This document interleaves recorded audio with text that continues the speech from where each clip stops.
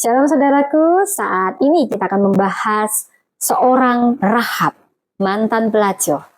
Topik hari ini saya beri judul Iman yang membuka pintu kesempatan, dan saya berdoa sembari firman ini saya beritakan kita semua bangkit imannya, dan iman kita kepada Tuhan akan membuka pintu-pintu kesempatan. Saudara, kita akan membaca dari Yosua. Topik tentang Rahab ini diambil dari Yosua 2 ayat 1 sampai 24. Saudaraku, kita akan belajar dari wanita yang kita tidak pernah duga, dari seorang yang terbuang akhirnya menjadi pahlawan iman, namanya tercatat bukan hanya di list silsilah Kristus, menjadi nenek moyang Kristus, tetapi menjadi di list daftar saksi-saksi iman, pahlawan-pahlawan iman, seorang yang tidak terpandang dan diabaikan, bahkan dianggap sampah masyarakat, karena memang latar belakangnya adalah seorang pelacur. Dan dia bukan orang Israel, dia orang Kanaan. Bayangkan, yang terbuang menjadi yang terhormat. Wow, luar biasa Tuhan. Siapa yang mau mengalami seperti yang dialami oleh Rahab ini? Saudara, bangsa Israel, sebelumnya saya harus jelaskan, pada saat itu, dalam konteks ini, berada dalam ambang tanah perjanjian. Wow, maksudnya seperti apa? Jadi mereka sedang merebut Yeriko, kota yang kuat, kota yang strategis, dan sebenarnya ini juga menjadi penghalang pertama mereka. Yosua diperintahkan agar mengirim, agar merubuhkan tembok Yeriko, dan dengan itu Yosua mengambil langkah iman dengan mengirim 2 pengintai yang dia bisa percayai untuk memata-matai kota Yeriko. Dan mereka berlindung di rumah Rahab, seorang wanita sundal. Jadi sebenarnya Rahab sudah banyak mendengar kedahsyatan dari Allahnya Israel, dan imannya timbul dari pendengaran, seperti kata kitab Roma. Dari Rahab ada 3 poin utama yang ingin saya bagikan. Rahab ini bisa membahas tentang antara ketakutan karena dia seorang Yeriko, seorang Kanaan, di mana bangsanya akan dipunahkan, dihancurkan. Dan tentang iman yang mulai bangkit, bahwasanya dia mengakui kedahsyatan Allah Israel dan mulai beriman dan percaya kepada Allah Israel. Bila kita membaca secara kontekstual dari Yosua 2 ayat 1 sampai 11, Rahab, perempuan sundal ini saudara, dia pastilah dianggap rendah, namanya juga perempuan sundal ya, PSK kalau zaman sekarang, pasti dianggap hina, dipandang sebelah mata, tinggal di kota yang akan diruntuhkan, dihancurkan. Pasti dia secara manusiawi ya, dia punya rasa takut akan masa depannya yang suram. Tetapi ketika Rahab mendengar tentang kebesaran Tuhan, bagaimana Tuhan membebaskan bangsa Israel dari berbagai belenggu, bagaimana dia menaklukkan raja-raja Amori yang terkenal besar tapi takluk kepada Israel karena Allah Israel yang besar, imannya bangkit.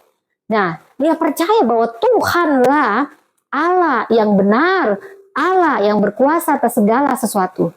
Saudara, coba bayangkan sebuah ruangan gelap gulita. Saya pernah ada di bioskop gelap gulita sendirian lagi, nggak ada cahaya, nggak ada harapan. Tiba-tiba bila ada secercah saya, pasti itu akan menjadi suatu celah yang memberi kita harapan. Itulah cahaya yang dirasakan oleh Rahab ini ketika ia bisa mendengar tentang Allahnya Israel. Bagi dia itu adalah terang yang akan menerangi kegelapan hidupnya. Bila kita membaca dari Ibrani 11 ayat 1, iman adalah dasar dari segala sesuatu yang kita harapkan dan bukti dari segala sesuatu yang tidak kita lihat. Dari sini kita melihat ada tindakan iman yang dilakukan Rahab, bukan hanya beriman tapi bertindak, karena iman tanpa perbuatan kosong.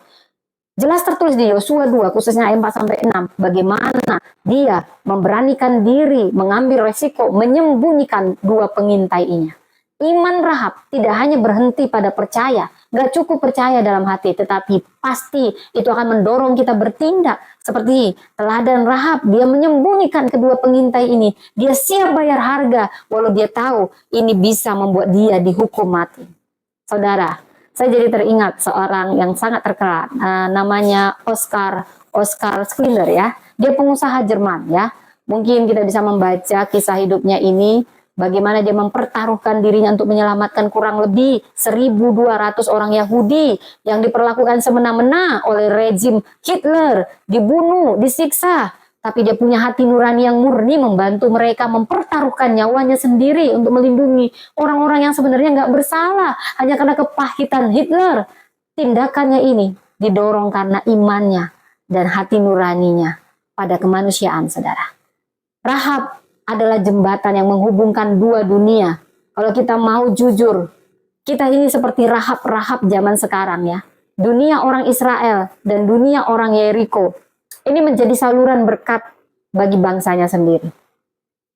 Kita bisa melihat bagaimana Rahab menyembunyikan dan dia berjanji untuk sumpahnya, demikian juga sumpah para pengintai untuk melakukan tanda dengan tali merah.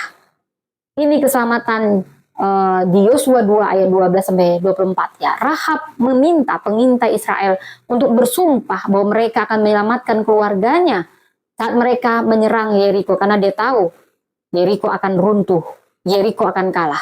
Dan dia meminta bukan hanya untuk keselamatan dirinya, tetapi seluruh sanak keluarganya. Dia nggak egois, dia menjadi penyelamat bagi kaumnya, saudara. Yang awalnya wanita yang dianggap hina, tapi sebenarnya dia punya hati yang mulia. Dan dia melakukan seperti yang dia dinyatakan oleh pengintai ini. Dia melakukan persis sebagai tali merah.